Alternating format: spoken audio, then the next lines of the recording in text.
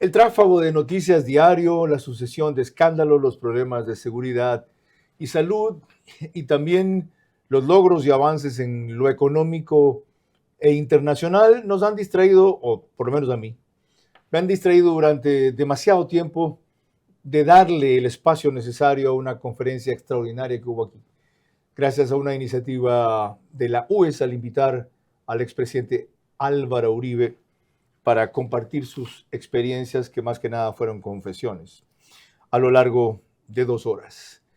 En esta hora vamos a repasar con alguien que estuvo en la conferencia y que además sigue de cerca el fenómeno internacional, entre otras cosas, los principales conceptos que emitió Uribe ahí, así como las lecciones y aprendizajes que podemos sacar de tan productiva charla. Empecemos viendo lo que él recordó que ocurrió el 5 de mayo del 2003, cuando ya tenía en el poder desde agosto del 2002. El 5 de mayo de 2003, yo había asumido en agosto del 2002. En un rescate militar asesinaron al exministro Gilberto Echeverría, a 8 militares y al gobernador de Antioquia, secuestrados poco antes de mi toma de posesión. Me llaman por un teléfono celular. Fracasamos en el rescate. Está muerto el gobernador, está muerto el ministro. Oí que decían mis compañeros, ¿qué vamos a decir? Yo dije la verdad. Los 2 sobrevivientes me dijeron lo mal que los habían tratado. El gobernador y el exministro le decían a la gente de la FARC, pero ¿por qué nos secuestran si somos los amigos de ustedes, los que queremos el diálogo? Esto sí que es aplicable hoy en Colombia. Óiganlo bien. ¿Saben qué decían los de la FARC? Ustedes no son nuestros amigos, son nuestros idiotas útiles. Muchas veces, por ser idiota útil de estos gobiernos, uno termina haciéndole el mal al país de aumentar la violencia. No se puede ser idiota útil de bandidos, queridos amigos. Vera a su manera.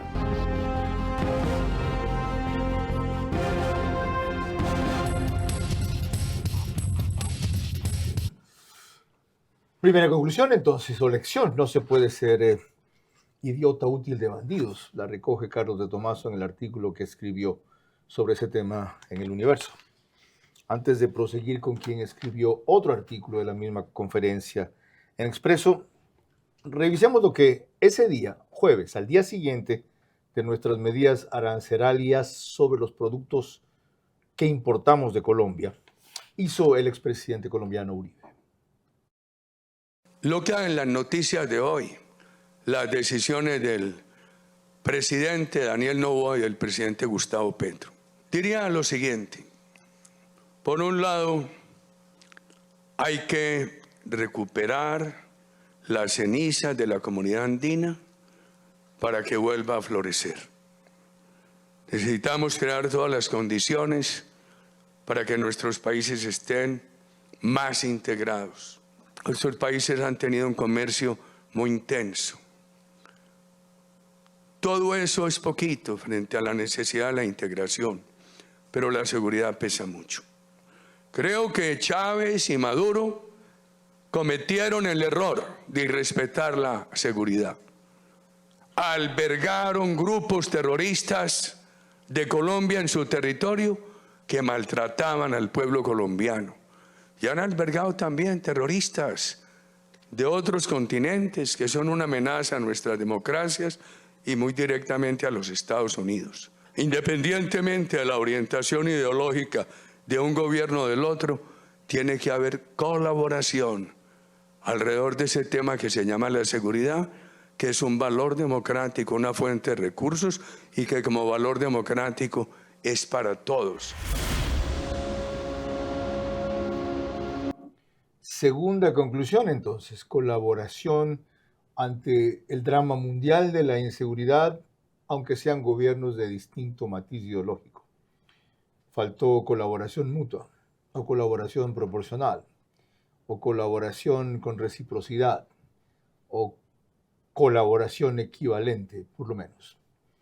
Entiendo que no lo haya dicho por las implicaciones que esto significaría para Colombia más que para el Ecuador. Nuestro invitado de hoy, Álvaro Uribe, líder latinoamericano, es Joaquín Hernández Alvarado, quien escribió este artículo en Expreso el lunes pasado. Y no emite, sin embargo, ningún juicio de valor de Uribe, salvo lo obvio. Liderazgo, afecto por la gente, impresionante memoria y capacidad de ser persona. Y sobre lo demás, de eso averiguaremos en los próximos 60 minutos. Yo solamente te pediría eso, controlar las pasiones. Por lo demás, tú nunca te fuiste porque tu puesto como entrevistador, el mejor entrevistador de la televisión, quedó vacío y finalmente has regresado a tu cauce porque el brillo vuelve a su cauce. Este es Vera a su manera. Un comunicador que desde 1975 ha sacudido la televisión con formatos y estilos polémicos, sin ocultar sus simpatías ni jactarse de objetividad, pues el periodismo de opinión siempre asume una posición. Bienvenidos a coincidir o discrepar con Vera a su manera. Opinión con propósito. Democracia.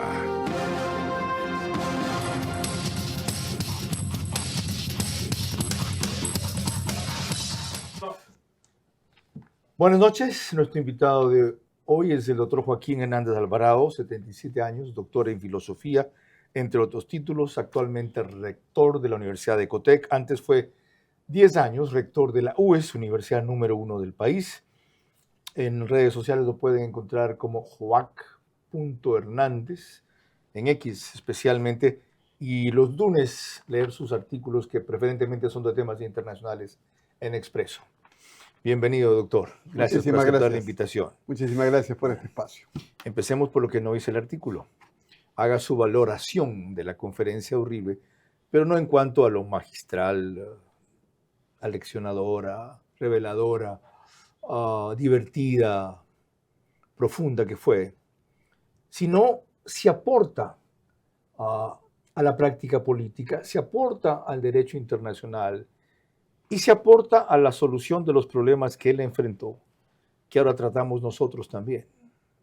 Yo creo que en la conferencia del presidente Uribe hubo un gran ausente, que se llama Nicolás Maquiavelo, el teórico por excelencia del poder. Y esto no es una crítica al presidente Uribe, todo lo contrario. En una época como la nuestra, en que tendemos al autoritarismo, en que tendemos a justificar todo en nombre de los fines que un determinado gobierno persigue y donde en realidad lo que se busca es el poder. La conferencia de Uribe fue una lección magistral sobre cómo es una política a nivel de estadistas. Y desde ese punto de vista no es que lamente la ausencia de Maquiavelo, pero sí noto, y en ese sentido yo creo que la conferencia tiene que entenderse como una opción, como una contribución enorme a una época de grandes desilusiones como las que vivimos en este momento y de aciertos. Y donde estamos buscando caminos. Contribución con cosas como que, por ejemplo, su dosis de pragmatismo fue reiterada, evidente e inclusive justificada cuando tenía que pasar por encima leyes o tratados internacionales. No, yo creo que el gran aporte primero fue su visión de liderazgo. Porque si bien es cierto, hizo una suma y una suma magistral de una serie de autores, desde Kissinger a otros, realmente lo que nos resumió y lo que nos dijo como mensaje fue cómo debe ser el líder. Y ese líder es un estadista, es un hombre que trata a los demás como personas, insistió varias veces en ello, que tiene y maneja algo que a mí me parece sumamente importante en un líder, la visión de larga duración y el manejo de la corta duración. Es decir, estar en el aquí y en el ahora mirando al futuro. Yo creo que eso fue una contribución excepcional. ¿Él es estadista después de eso o fue un estadista durante el ejercicio del poder? Utilizando las mismas palabras del presidente Uribe, yo diría que se fue haciendo. Recordemos lo que él decía, no se nace, se construye. El líder se construye, el carisma se construye. Entonces realmente sí, él se ha hecho estadista, se hizo estadista en el ejercicio del poder y ahora lo es más que nunca.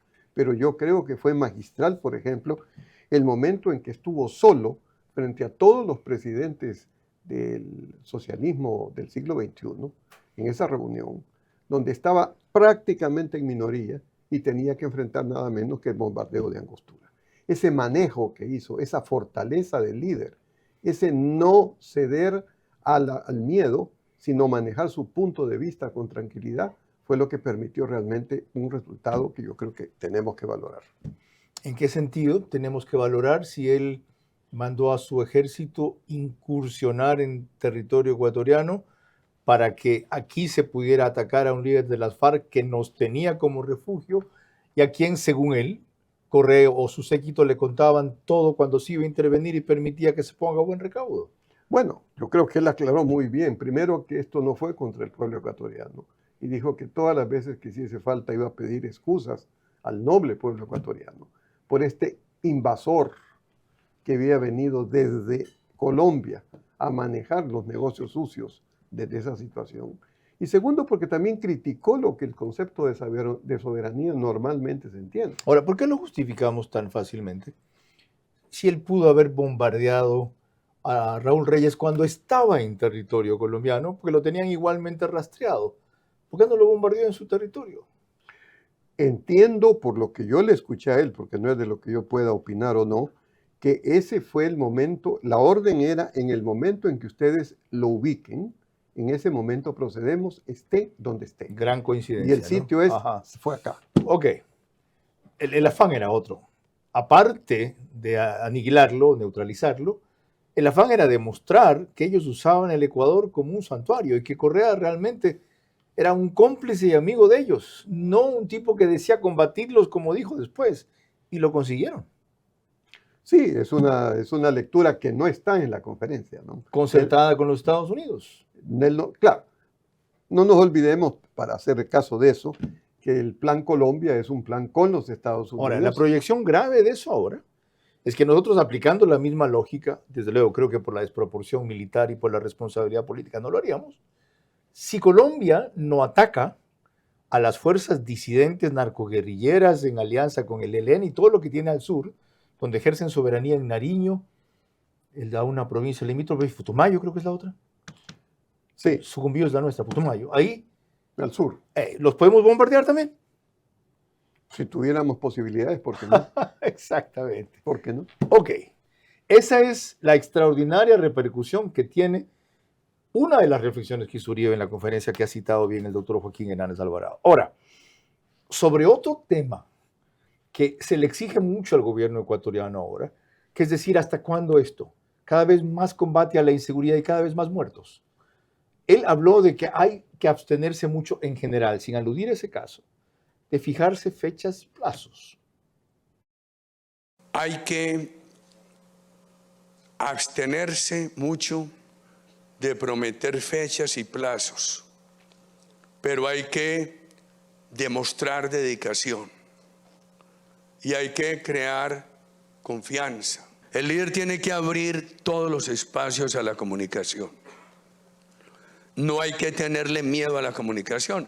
Ahora alguien me preguntó, ¿podemos transmitir?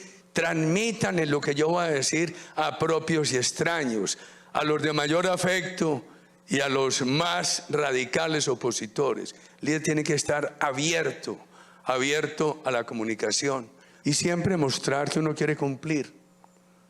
Y lo que no se pueda cumplir, explicar por qué. Pero no puede ser que uno sea evasivo en el ejercicio de una posición de liderazgo y no contestar lo que prometió para llegar a ella.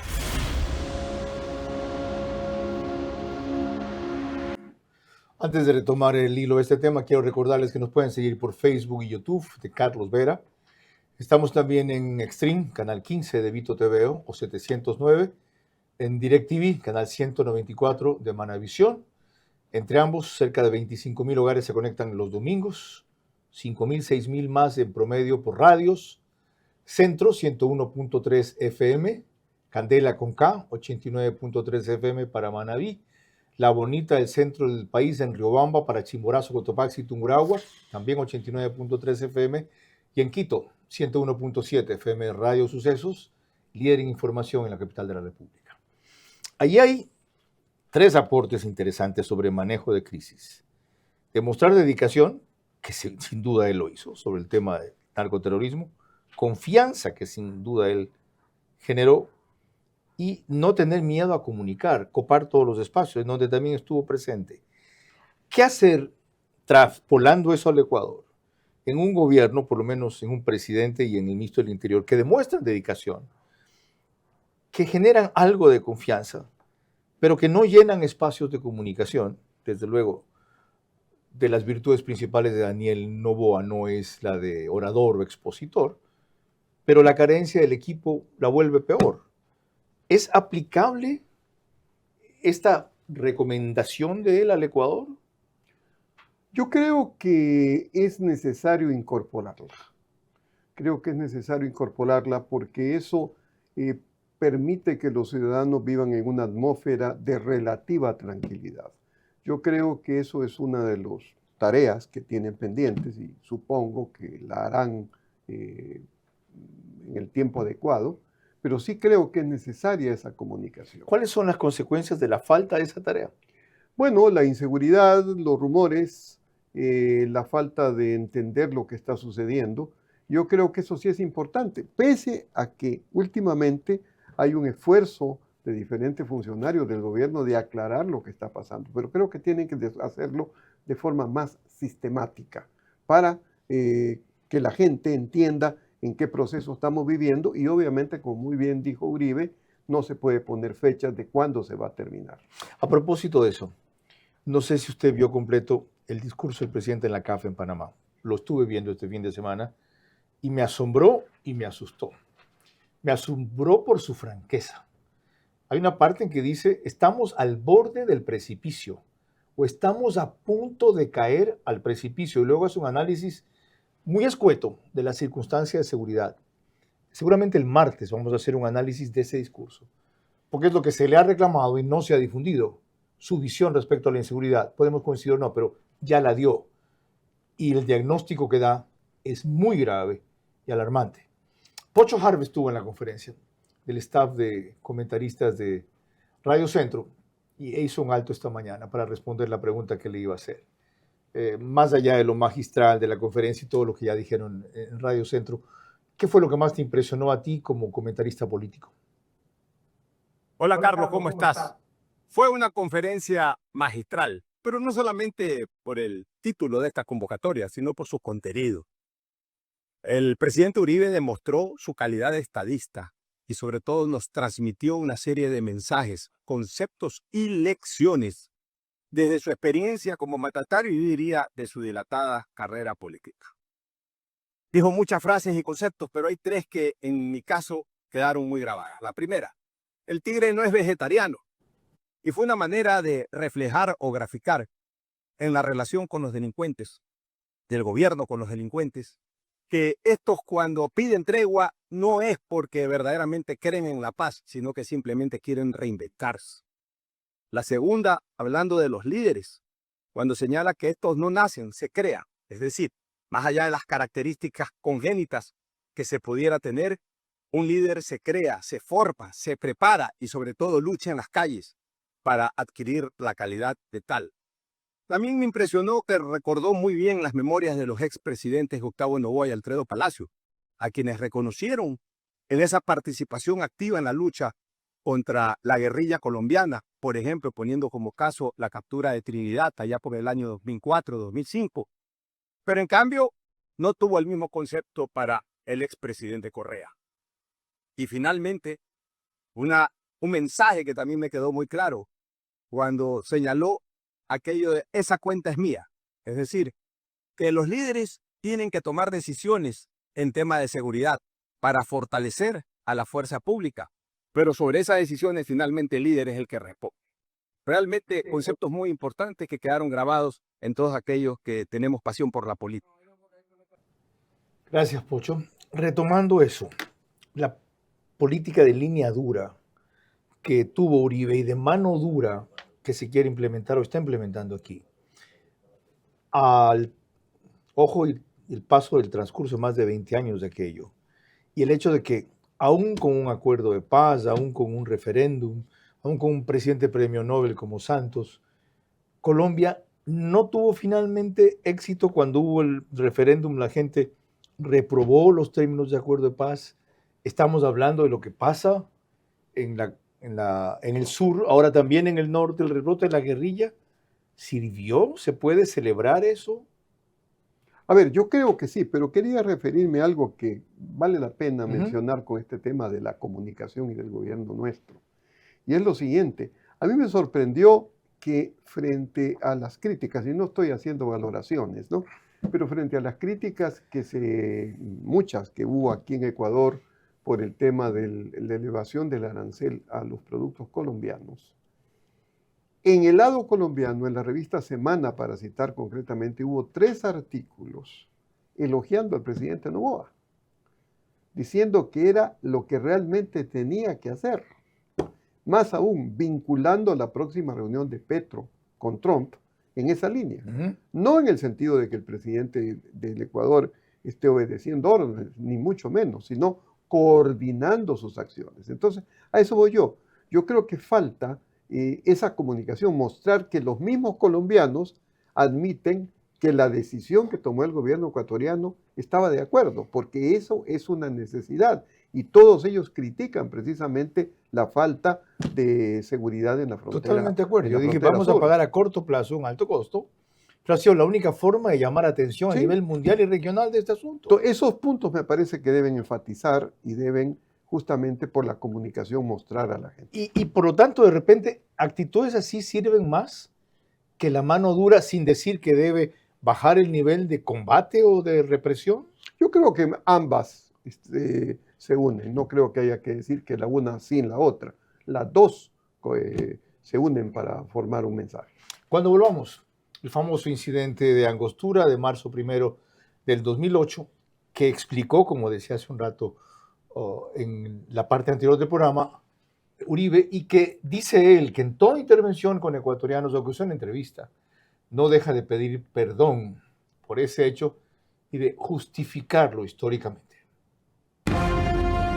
Las lecciones y experiencias que compartió el expresidente Álvaro Uribe demuestran que la democracia es insuficiente para combatir el narcoterrorismo y sus aliados sin forzar leyes y a veces violarlas por una causa superior. Las democracias se modernizan o las arrasa el nuevo desorden mundial. Vera a su manera, crítico e independiente.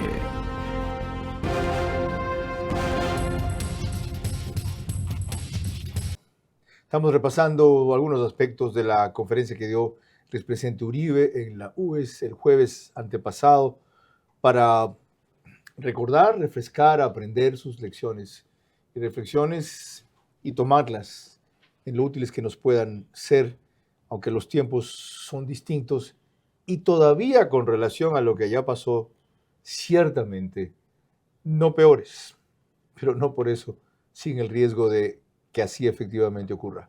Les recuerdo que el reprise del programa es por One Plus, canal 14, el mismo número en todas las cableras que lo reproducen, Extreme, CNT, Claro TV, NetLife. En Zapping es canal 121. Al día siguiente, 6 de la mañana.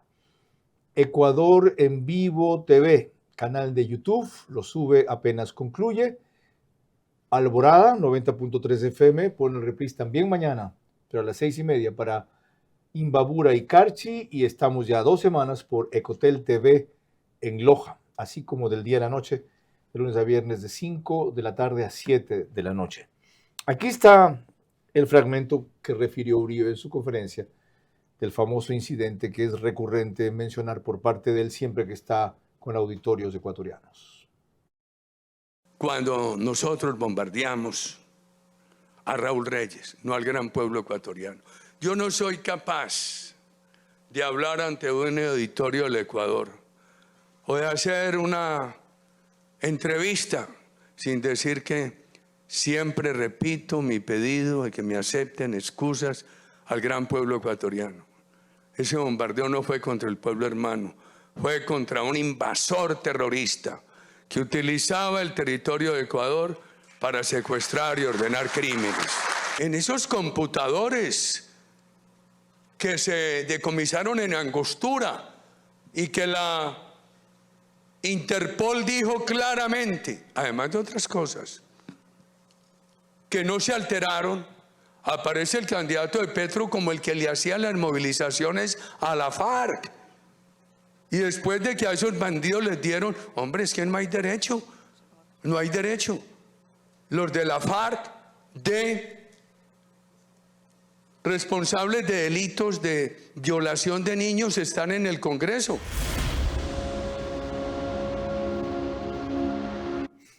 Aquí hay dos aspectos. Uno, usted recordaba una anécdota a propósito de esto. ¿Cuál es? A mí me tocó al día siguiente del bombardeo en Angostura dar una conferencia en Quito sobre el tema. Al día siguiente. Al día siguiente. Eso fue sábado de madrugada. No fue el 1 de marzo. El día siguiente fue domingo. No, el lunes entonces. Eso, el día lunes 3 de marzo, ya. Lunes 3. Y fue, me acuerdo, en el Hotel Quito, y para mi sorpresa estaba todo el auditorio casi completo lleno de uniformados ecuatorianos. Por lo tanto, la conferencia era complicada porque todavía en esa época pesaba mucho el concepto de soberanía. Eso yo creo que se ha venido derrumbando. En el sentido tradicional, sí. En el sentido tradicional. Y nunca olvido que a la salida se me acercó un coronel y me dijo, mire, me dice, realmente lo tenían que hacer, porque nosotros no teníamos los equipos en esa época para localizarlos. Wow, ok. Sobre la otra implicación, ahí menciona a Iván Cepeda, candidato presidencial. Con este refrescamiento que hace Uribe, que hizo aquí, que también hace a veces en Colombia, del rol que tuvo Cepeda. Cepeda se dice además que era el que traía la plata aquí en más de una ocasión de las FARC. ¿Eso aumenta o disminuye las posibilidades de ese candidato de Petro en Colombia? Lamentablemente yo no creo que dependa de eso las posibilidades. Qué el problema increíble. es la división que hay en el centro derecha. Que en este momento tenemos 3 candidatos. Alberto del Espriella, que es, como dicen que ese es una especie de Milei colombiano, o Bukele colombiano. Es el Vox de Colombia. Exactamente, sí. Costeño. Ajá. Sergio Fajardo, que representa la línea de Santos y que dice que todos van a votar por él porque no quieren ni los extremos de Del Espriella ni de Iván Cepeda. Y acaba de salir, salió recientemente la figura de Paloma Valencia, que es la candidata que está trabajando con Álvaro Uribe. Entonces, en este momento hay 3 que se van a enfrentar el 8 de marzo en elecciones de senadores y congresistas. Bueno, la lógica de ellos es la de siempre. Cepeda va por 30%, puede llegar a 35%.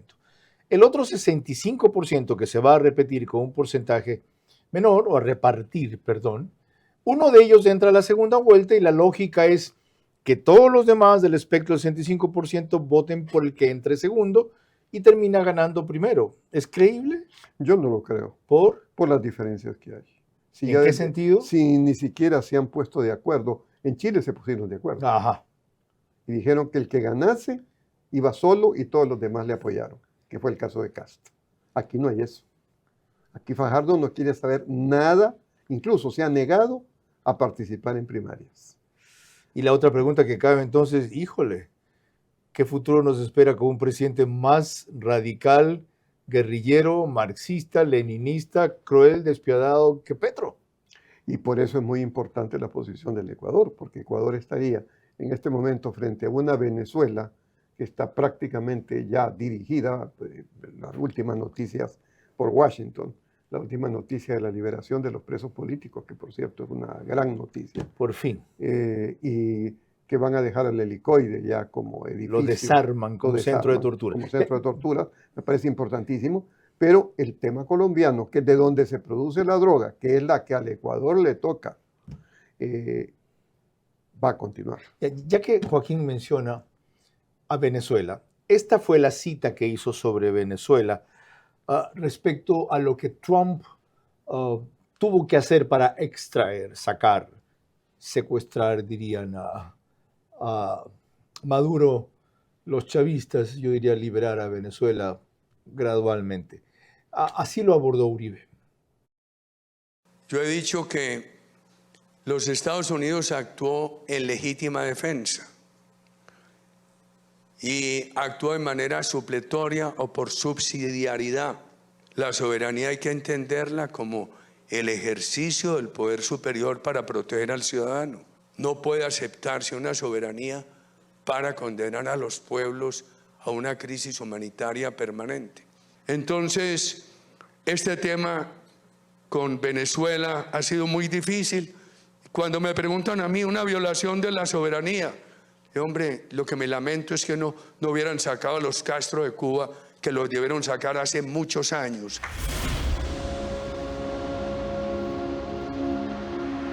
Y aquí está justamente lo que usted refería. Uribe esgrime, reivindica, reclama un nuevo concepto de soberanía.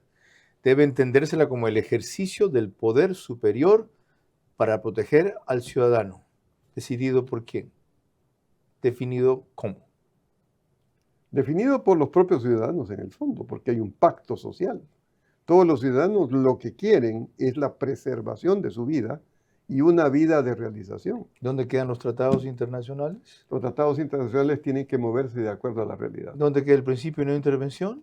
El principio de no intervención es un principio que tiene que ir hacia la realidad. Como dijo un gran jurista, los derechos humanos no pueden constituirse en una barrera para proteger a regímenes que precisamente destrozan los derechos Si hoy humanos. defendemos eso, ¿nosotros no puede volverse mañana contra nosotros?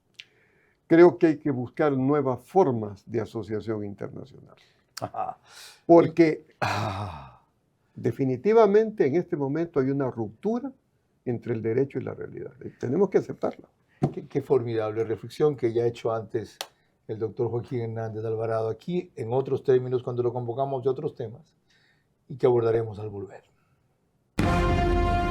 Las lecciones y experiencias que compartió el expresidente Álvaro Uribe demuestran que la democracia es insuficiente para combatir el narcoterrorismo y sus aliados sin forzar leyes y a veces violarlas por una causa superior. Las democracias se modernizan o las arrasa el nuevo desorden mundial. Vera a su manera, crítico e independiente.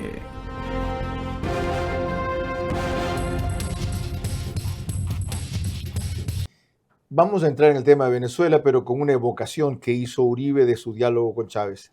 No sin previamente recordarles que Macro Digital nos pone en los Estados Unidos cerca de 10,000, 12,000 hogares ecuatorianos el domingo, gracias a que la mayoría de suscriptores de esa cablera son de nuestra comunidad. También en España por Hispasat, en 21 de las 24 provincias del Ecuador, en una cablera de Colombia y en otra de Perú. Joaquín Hernández recordaba un trance de lo que fue la conversación de Uribe, que aquí contó con detalle con Chávez cuando era presidente de Venezuela, 5 horas según refirió, de la cual apenas 5 minutos se refirieron al incidente que habían tenido ambos gobiernos y el resto que le interesó fue, ayúdame con los Estados Unidos. Yo fui a Venezuela, estuve 5 horas reunido con Chávez. Esto está escrito en un libro que se publicó antes del fallecimiento del presidente Chávez. Le dije a Carolina Barco, que era la canciller, acompáñame. Yo a esa reunión solo no voy. Yo le recomendaba mucho a los líderes, llamadas telefónicas, reuniones delicadas, siempre testigos. De las 5 horas, lo único que él estaba con Rangel, lo único que me decía era que le ayudara a arreglar con Estados Unidos. De la FARC me habló semejante escándalo, me habló segundos. Me dijo que él no era de la FARC, pero que en un sector de sus electores había simpatía por la FARC y que eso lo había obligado a él a tomar esa reacción. Le traté de ayudar con Estados Unidos y después se insultó a Condoleezza Rice. Un insulto que no se le debería perdonar ninguna mujer del planeta. Le dije, hombre Hugo, me pones a votar corriente. Se rieron de mí. Me pongo yo embajador tuyo y mira lo que haces. Con Chávez no se podía hacer nada.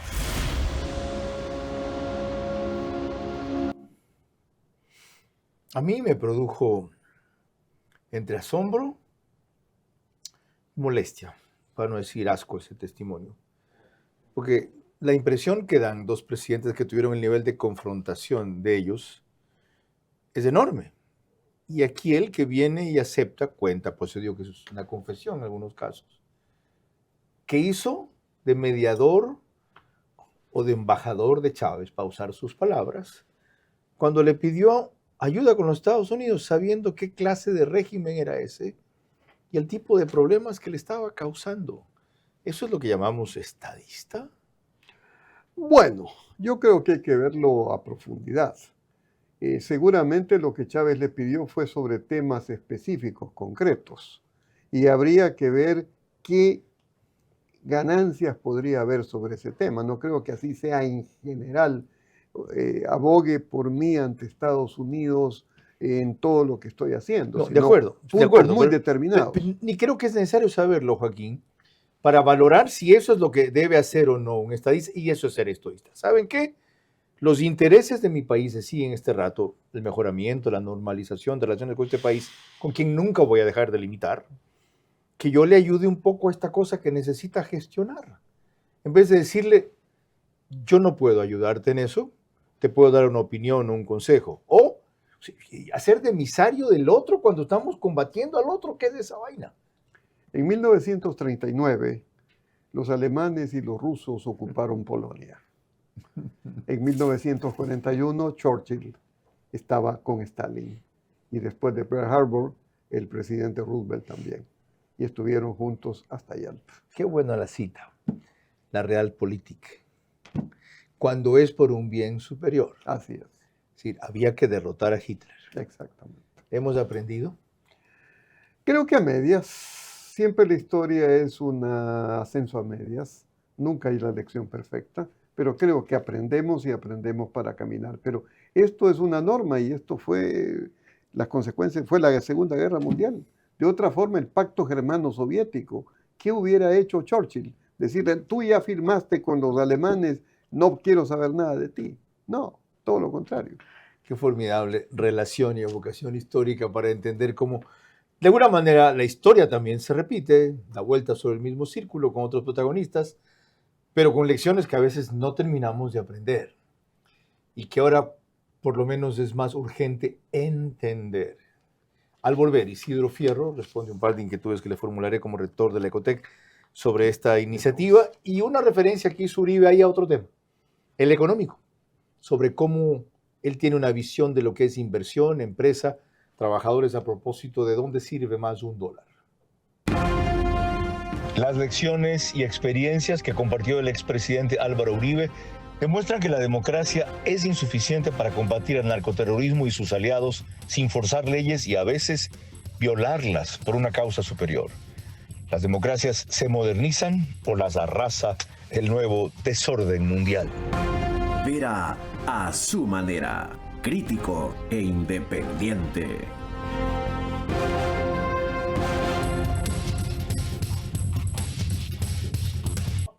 El canal 24/7 sube este programa una hora antes de su emisión oficial, es decir, lo hacen a las 21 horas, en todas las plataformas, cableras y medios que ven identificados en la pantalla o en sus aplicaciones. Mientras que seguramente es el mes final en que grabamos el programa en el estudio de podcast Radio Centro 101.3 FM. Isidro Fierro, rector de la UES, perdón, le dije hace un rato de Ecotec. Mis disculpas también porque lo estaba defenestrando usted del puesto. ¿Cuál es su visión de esta conferencia magistral respecto al impacto y la utilidad que tuvo? Varios aportes significativos tuvo la visita del presidente Álvaro Uribe a la UES. Número uno, ir contracorriente es el fuego de acero que templa al líder. Otro aspecto significativo, la comunicación abierta. Eso me pareció muy importante y muy fundamental, de cuando tengas una crisis manejarlo directamente y abiertamente ante la prensa. Delegar el éxito como número 3 me pareció muy interesante, porque cuando tienes un triunfo es importante delegar a todas las personas que participaron en dicho éxito. Y número 4, también ser frontal siempre ante los aspectos negativos y positivos, siempre con un liderazgo optimista y certero. Algo más. De alguna manera, o de qué manera esto va a afectar el pensum de materias que ustedes dan, el ciclo de conferencias o de programaciones internacionales que en este sentido tenían previsto, dado el enorme éxito que están logrando y sobre todo la difusión de conceptos críticos claves en este momento de la historia? Luego de la visita del presidente Álvaro Uribe en la UES, justamente estamos trayendo estos líderes positivos. Tuvimos a Mario Sanguinetti, expresidente de Uruguay en diciembre, ahora el presidente Álvaro Uribe de Colombia, y tenemos varias acciones como la cultura de la legalidad, la razón de ser amables, de ser empáticos, formar líderes que sean buenas personas, que sean personas o agentes de cambio. Y justamente para estos estudiantes de la UES que estén del lado correcto de la historia. Los referentes de Uribe y de Sanguinetti son ejemplos vivos de que la legalidad, que la libertad, que la institucionalidad son aspectos fundamentales, y nosotros en la UES, a través de los cursos como Cultura UES, cursos de inducción, liderazgo, ética, marcan el desarrollo y el rumbo del líder que queremos formar en nuestros ciudadanos. Gracias, doctor Isidro Fierro. Veamos ahora uno de los conceptos económicos que ese gestor de cambio, como lo ha llamado el rector de la UES, tuvo en su conferencia. ¿Qué es mejor? ¿Un dólar invertido por la empresa o pagado en impuestos al Estado? Y desde otro ángulo, ¿qué es mejor? ¿Un dólar invertido en remuneración al trabajador o pagado en impuestos al Estado? Yo creo que hay que preferir al empresario y al trabajador sobre el Estado. Nuestra propuesta para Colombia es no atentar contra derechos de trabajadores, sino crear condiciones para que vuelva la inversión. Crear condiciones de un Estado pequeño, de reducción de impuestos, de contratos, de estabilidad a largo plazo, porque a uno le dicen argentinos, queremos invertir en la época de Milei, pero nos tienen que dar una garantía para que esas reglas se respeten en los gobiernos que vienen. Dicho lo cual, ¿qué es Uribe? ¿Un liberal? ¿Cómo lo categorizamos económicamente? Yo diría que es un hombre de centro derecha. Y realmente la conferencia fue el ejemplo claro de su línea ideológica. No por los extremismos ni de ningún lado. Sí, ciertamente la disminución del tamaño del Estado, no la eliminación del Estado. Y sobre todo la persona humana como centro. Yo creo que eso es algo que las universidades también tenemos que asimilar cada vez más. En Colombia, ¿por qué no prendió esa línea? ¿Por qué quien fue su sucesor luego se apartó? Luego, después del que vino más adelante, trató de retomar la línea. ¿Qué pasó? Bueno, a Jesús también lo vendieron, ¿no? Sí, pues es que eso es lo que hizo Santos. Santos era su ministro de Defensa, era el hombre que se supone iba a llevar hasta el fin lo que Uribe en sus 2 mandatos había logrado. ¿Y qué es lo que hizo? Borrar todo, negociar y buscar ese premio Nobel famoso. Exactamente. Entonces, lamentablemente, pues ahí están las conclusiones. ¿E Iván Duque luego? Iván Duque, hay una cuestión que dice en algún momento Pacho Santos, que fue el vicepresidente de Uribe, ¿no? Cuando defiende a Paloma Valencia y se pone en contra de Sergio Fajardo, dice los errores de Iván Duque, algunos errores cometidos por Iván Duque, que por ejemplo no le prestó atención al malestar que había en la gente, y por eso las cosas se le fue de la mano. Ajá, la explosión social que tuvo. Exactamente. Todo eso resulta para nosotros un aprendizaje, una alerta, una lección, que ojalá aprendamos a tiempo, así como hemos aprendido a un costo muy alto de la que nos ha dado Venezuela. No hemos caído todavía en el socialismo del siglo XXI, pero no lo hemos vencido, apenas lo hemos derrotado. En esto último, aprenderemos la lección.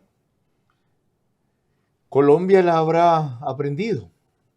Sigue habiendo una gran dispersión del centro democrático, de las fuerzas democráticas frente a la única que existe de izquierda, que es totalitarista, y eso, bueno, fuera. Es brazo político del crimen organizado, fanática de Maduro, defensora de los corruptos. Increíble. Ya ven por qué traer aquí a Álvaro Uribe ha sido tan útil a propósito de poner en la mesa estas reflexiones. Con las finales de Joaquín Hernández Alvarado volvemos enseguida. Las lecciones y experiencias que compartió el expresidente Álvaro Uribe demuestran que la democracia es insuficiente para combatir el narcoterrorismo y sus aliados sin forzar leyes y a veces violarlas por una causa superior. Las democracias se modernizan o las arrasa el nuevo desorden mundial. Vera a su manera, crítico e independiente.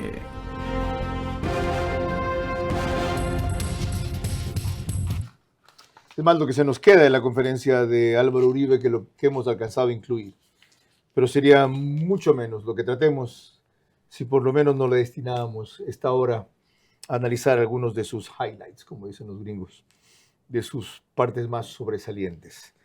¿En cuáles otras usted pondría énfasis o de qué manera haría un balance completo tras lo tratado a vuelo de pájaro sobre el aporte de ese expresidente? Bueno, yo lo diría en primer lugar, y creo que es algo importante como universitario, destacar este evento por parte de la Universidad de Espíritu Santo. Yo creo que hay que entender que una universidad, cuando llega a su nivel de madurez o está en proceso de madurez institucional, va más allá de lo establecido. Una universidad no es solamente para dar clases, no es solamente para dar títulos, no es solamente para determinados eventos, es para ilustrar a la sociedad. ¿Pero por qué? Porque tiene la altura, la capacidad de convocar y de traer un líder, como en este caso de Álvaro Uribe, para hablar sobre temas de enorme importancia que benefician a la sociedad. Entonces yo creo que aquí se ha cumplido, y creo que vale la pena destacarlo, uno de las grandes misiones de las universidades, que es la iluminación, la ilustración a la sociedad, la formación de la sociedad, que va más allá, insisto, de las tareas prácticas que siempre tiene. Y por eso creo que todo el beneplácito por un evento de esta naturaleza. No estamos endiosando demasiado a Uribe, que tiene procesos en Colombia por el famoso caso de los falsos positivos, él acusado de haber estado atrás de una serie de maniobras en la cual aparecían eliminados supuestamente paramilitares o guerrilleros cuando no lo eran. Bueno, de nuevo vuelvo a la historia, ¿no?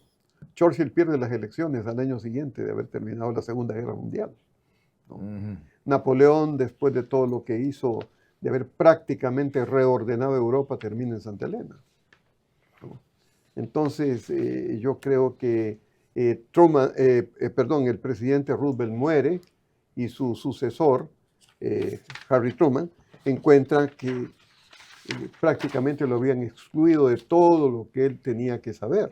Es decir, yo creo que la historia... ¿Ha sido Colombia ingrata con Uribe? Yo creo que más que darle valores morales, lo que pasa es que Uribe está en el centro político. Y yo creo que eso es algo que hay que mencionar también como muy valioso de su conferencia. Él está en la marejada política en este momento. Y no hay otra lección importante que sacar ahí. Es imposible hacer una guerra limpia dentro de una guerra sucia que protagonizan la narcoguerrilla y sus aliados. ¿Qué queremos? ¿Cero errores? ¿Cero excesos? ¿No fallas? ¿No desvíos? Siempre se ha dicho que la paz es el objetivo final de los pueblos, no la guerra. Entonces, desde ese punto de vista, la guerra tiene todas estas tragedias. Por eso no queremos a la guerra.